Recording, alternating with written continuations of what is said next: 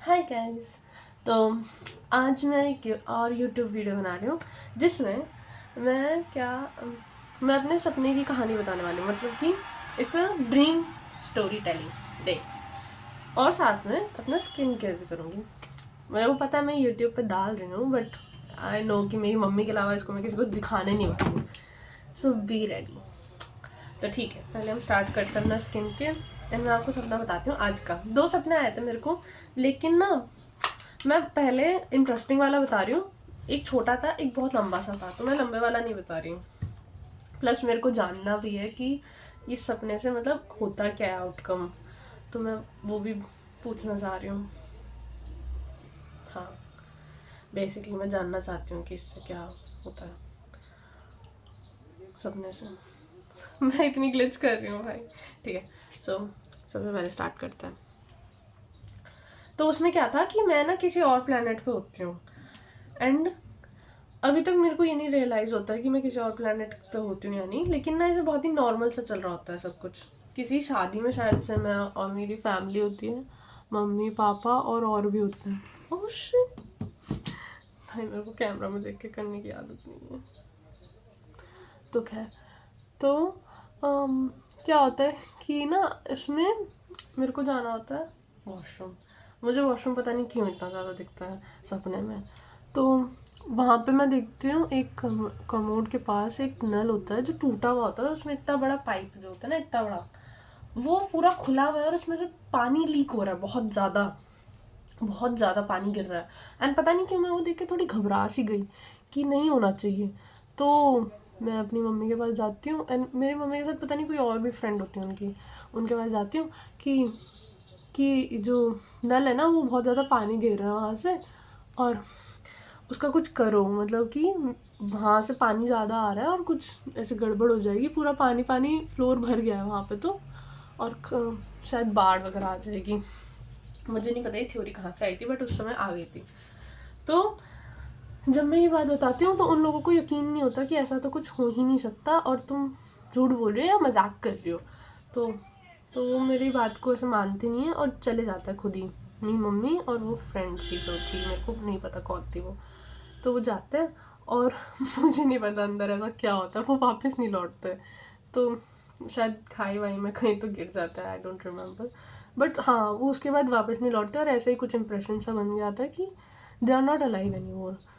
सो मेरे को काफ़ी रिग्रेट सा होता है, जबकि मेरे पास रिग्रेट करने का ऐसा कुछ पॉइंट था नहीं एग्जैक्टली, बट मेरे को थोड़ा थोड़ा होता है। तो ठीक है, अब इसमें क्या होता है कि मुझे इतना फील होता है, इतना दुख फील होता है, या यूँ समझ लो मुझे इतना बुरा लगता है कि मैं किसी केव में चली जाती हूँ। मतलब मैं अपनी एक ऐसी फ्रेंड के साथ केव में चली जाती हूँ जो मेरी फ्रेंड है भी नहीं, और मतलब वो मेरी कॉलेज की एक मेट है, क्लासमेट है, बट मेरे को वो बिल्कुल पसंद नहीं है।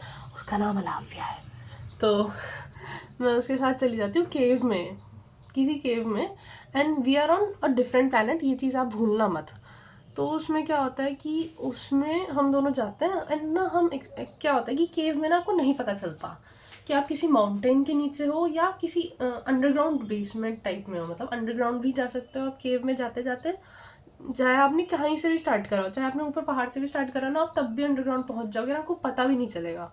सो केव हाइकिंग बहुत ही ना, ऐसा लगता है कि बहुत ही ज़्यादा हिम्मत वाले के लिए ही है, रैंडम लोग नहीं कर सकते, बिकॉज वो बहुत जिगर चाहिए उसको कंप्लीट करने में, एंड कई बार तो लोग कंप्लीट नहीं भी कर पाते, उन्हें वापस ही लौटना पड़ता है। तो मुझे नहीं पता मैं उसके साथ क्यों गई, मेरा कोई शौक नहीं है कि कभी भी केव हाइकिंग करने का, लेकिन मैं उसके साथ जाती हूँ। एंड बहुत एक्सप्लोर करने के बाद ना वी आर लाइक कि भाई बस, मुझे नहीं लगता अब हम वापस जा पाएंगे घर, या फिर वापस निकल पाएंगे इस केव से। So we are giving up on our lifes. मतलब हम अपनी पूरी की पूरी ज़िंदगी ही उस पर दे रहे हैं कि अब तो कुछ नहीं होने वाला, ना हम वापस जा सकते हैं, हमने इतना आगे तक एक्सप्लोर कर लिया है, और ना ही पीछे जा सकते हैं।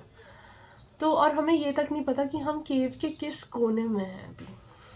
शायद हम इतने अंडरग्राउंड हो, इतने ज़्यादा अभी अंडरग्राउंड हो कि बाहर निकलने का रास्ता ही ना हो। So we have no idea. तो हम क्या करते हैं कि हमें सोचते हैं कि यहाँ से ना सुसाइड कर लेते हैं, एंड मैं ही होती हूँ जो ये आइडिया देती हूँ और कराती भी हूँ सुसाइड का। एंड मुझे नहीं पता how, but there was a cylinder came up from nowhere कि वहाँ पे एक सिलेंडर आ जाता है जो हमारे घरों में होता है बेसिकली, गैस वाला, वो आ गया। तो आई एम बी लाइक कि इसको खोल देते हैं, नॉब इसका खोल देते हैं, तो उससे क्या है जो गैस लीक होगी ना वो अपने आप ही एक्सप्लोड कर देगी। सो और शायद उसका एक पीछे लॉजिक होता है एक्सप्लोड करने का, अगर कहीं आसपास पार्क है तो ही एक्सप्लोड होता है, बट ओके वो मेरा सपना था, जस्ट लाइक अ मूवी, कोई लॉजिक नहीं उधर।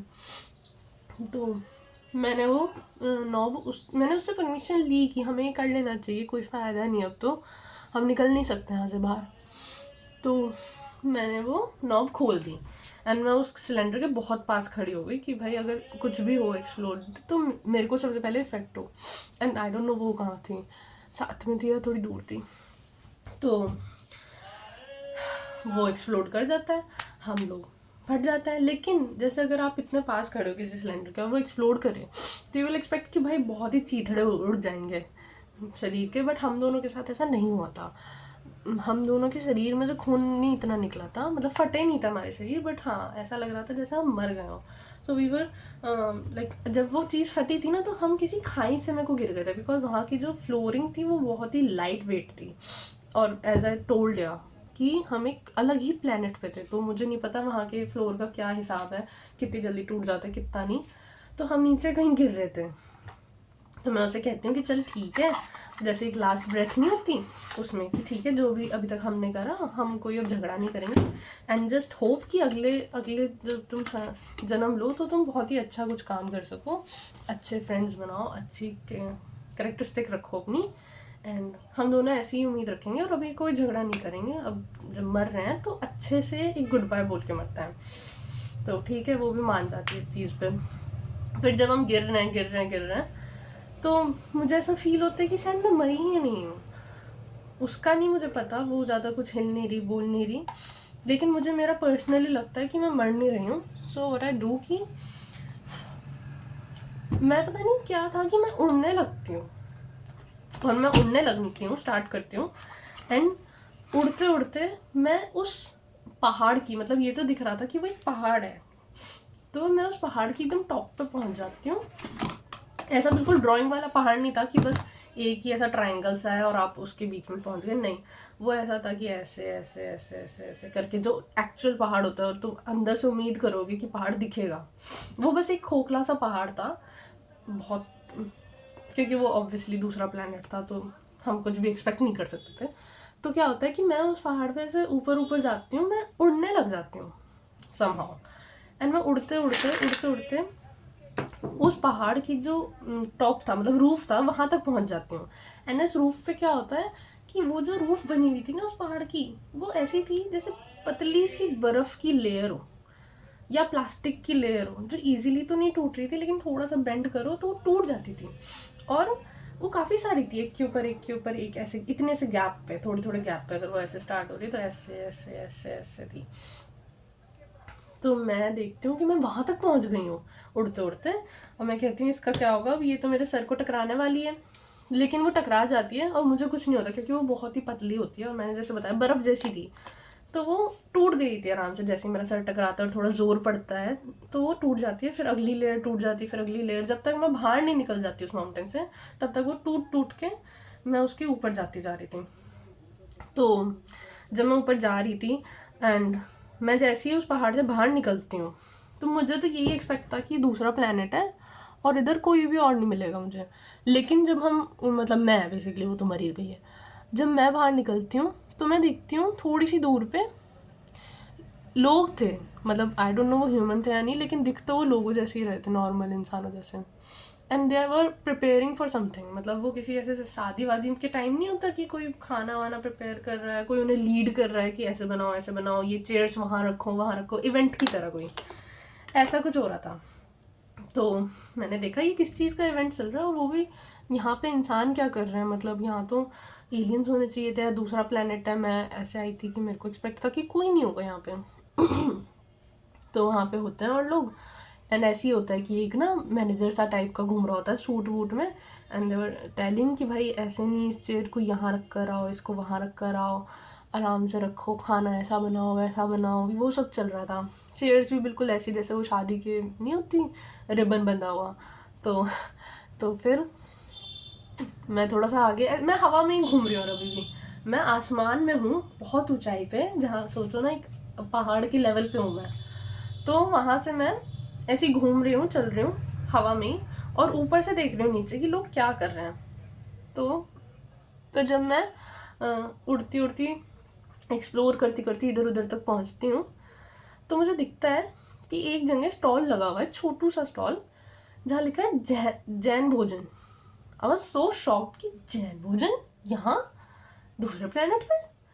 फिर मैं, और उधर ना सिर्फ सैलड्स होते हैं, मतलब मैं देखती हूँ कि उधर कोई भी खाना पका हुआ नहीं होता, क्योंकि छोटा सा स्टॉल होता है। तो एक शादी में आप अगर छोटे स्टॉल्स देखोगे तो अक्सर आपको वहाँ पे सैलड्स मिलते हैं, मतलब जहाँ सैलड होता है वो छोटा सा ही स्टॉल होता है। तो मुझे ऐसा लगता है कि वो वही होता है, वही था। तो मैं सोचती हूँ कि चलो मैं वही खा लेती हूँ।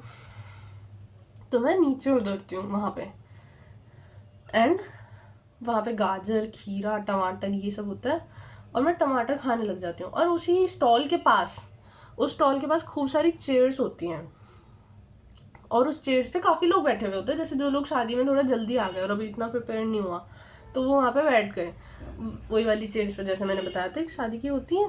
और क्या पता वो उसी इवेंट का एक पार्ट हो, उसी चेयर पे बैठना, क्योंकि स्टॉल भी छोटा था, ज़्यादा लोग थे ही नहीं वहाँ पे, कम ही लोग थे, तो क्या पता उतनी ही चेयर्स हो।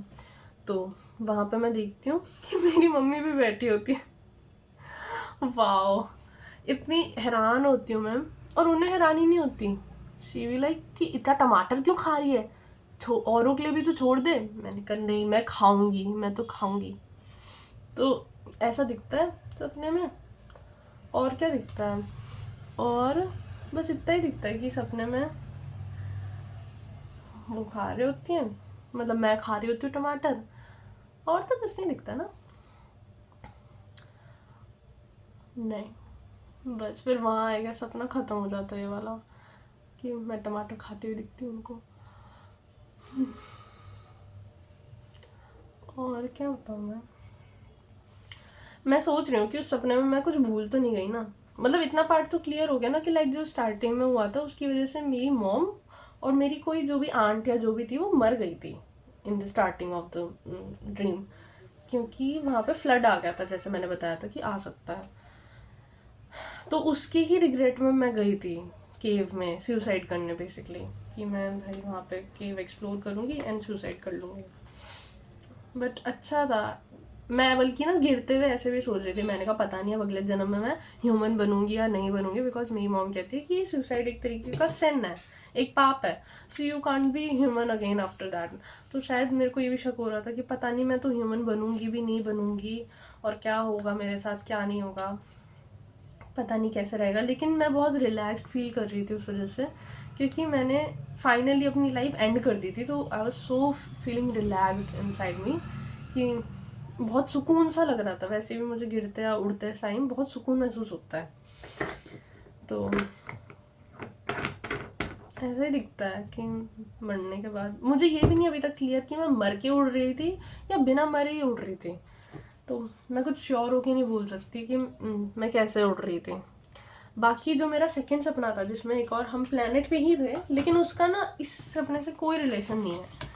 वो जबकि मुझे पहले दिखा था इस वाले सपने से, लेकिन उसका इस सपने से कोई रिलेशन नहीं है। बस यही एक चीज़ कॉमन थी इन दोनों में, कि वो दोनों ही अलग अलग प्लेनेट के सपने थे। तो ऐसा रेयर होता है कि आपको अलग अलग प्लेनेट के ही सपने दिखते हैं। तो उसमें भी ऐसे दिखता है कि ना मैं, मम्मा और पापा हम लोग कहीं शिफ्ट कर रहे हैं किसी और प्लेनेट पे, तो उस पर थोड़ी सी ग्रेविटी कम है।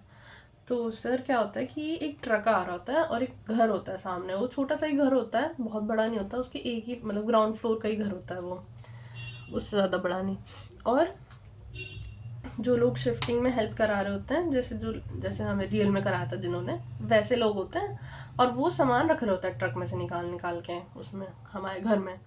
तो एक इंसान होता है जो बहुत ज़्यादा बोल रहा होता है और थोड़ा अजीब सा होता है, मतलब कई बार होता नहीं, लोग अजीब हरकतें करते हैं या ओवर एक्सप्रेसिव होते हैं। तो ऐसा कोई आदमी था वहाँ पे जो पापा से बहुत बोल रहा था। तो मेरी मम्मी को अच्छा नहीं लग रहा था। मेरी मम्मी उनको, पापा को ना बार बार ऐसे समझा रही, इनसे ज़्यादा बात मत करो, और ये मुझे ना सही से नहीं लग रहा आदमी, तो आप इनसे ज़्यादा बातचीत मत करो, कि ठीक है ऐसे इंसान को अवॉइड करो जो ऐसे थोड़ा अजीब सा हो ना, क्यों क्या पता किस उस पे वो बात कर रहा है, मतलब क्या इंटेंशंस के साथ वो बात कर रहा है। तो पापा भी लाइक ठीक है नहीं करूँगा, लेकिन वो खुद से आए जा रहे वो अंकल पापा से बात करने, तो पापा अवॉइड भी नहीं कर पा रहे, क्योंकि एक बेसिक मैनर्स के वे में कि हाँ भाई मैं अवॉइड नहीं कर सकता अगर कोई आ रहा है तो इतना। एंड वो बस रिप्लाई कर रहे हैं, वो खुद से कोई बात नहीं कर रहे हैं। लेकिन तो वो अंकल आते हैं, बार बार कुछ ना कुछ पूछ के चले जाते हैं, और वो ना उन्हीं में से एक होते हैं जो हमारी हेल्प कर रहे होते हैं ना सामान रखने में, मतलब कोई अननोन तो नहीं होता, लेकिन अजीब से होता है वो अंकल। तो मेरी मॉम बार बार कहती है मम्मा कि मत करो ना उससे बात, आ रहा है तो आने दो, मत रिप्लाई करो ये वो, लेकिन इतना ज़्यादा पापा सुनते नहीं हैं। खैर थोड़ी देर बाद हमें पता चलता है कि वो, हाँ एक चीज़ मैं बताना ही भूल गई थी, उस ट्रक में एटलीस्ट 10 किलोमीटर्स लंबी एक रोप रखी होती है, थोड़ी सी मोटी, इतनी शायद से इतनी ही होगी, और मिनिमम इतनी होनी भी चाहिए, वरना वो 10 किलोमीटर्स इतना संभाल ही नहीं पाएगी कभी वेट।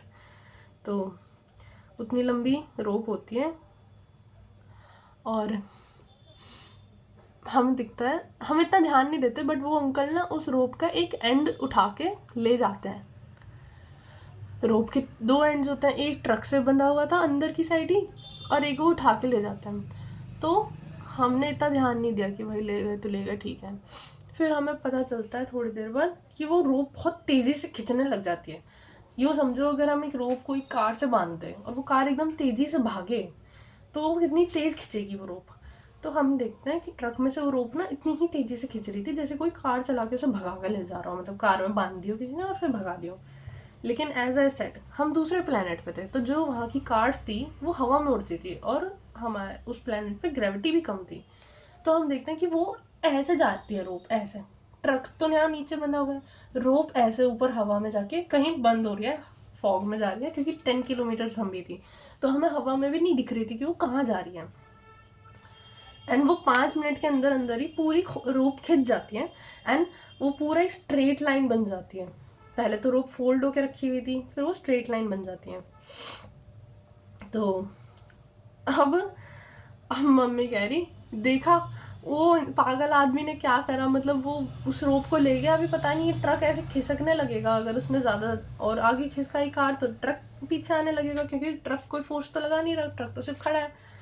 तो यही होता है कि ना, फिर वो अंकल पापा को फ़ोन करते हैं दूर से, इतनी दूर से, कि कुछ मुझे ये बताओ इसका मैं कैसे मैं इसे खिसका सकता हूँ या नहीं, ऐसे करके कुछ। तो अभी पापा इतने स्टंट कि भाई मैं क्या बताऊँ क्या बोलूँ इसको, ये तो बड़ी पागल सा है, और कुछ जवाब उन्हें समझ में नहीं आ रहा, क्योंकि ऐसे लोग नाराज़ भी बहुत जल्दी हो जाते हैं कि कुछ उल्टा सीधा बोल दिया कि भाई वापस आ जा, मत कर ये सब, तो क्या पता वो नाराज़ हो जाए और कुछ गलत करे। तो पापा बस समझा ही रहे होते हैं कि ऐसे नहीं, इसको आराम आराम से नीचे ला दो, वापस ला दो।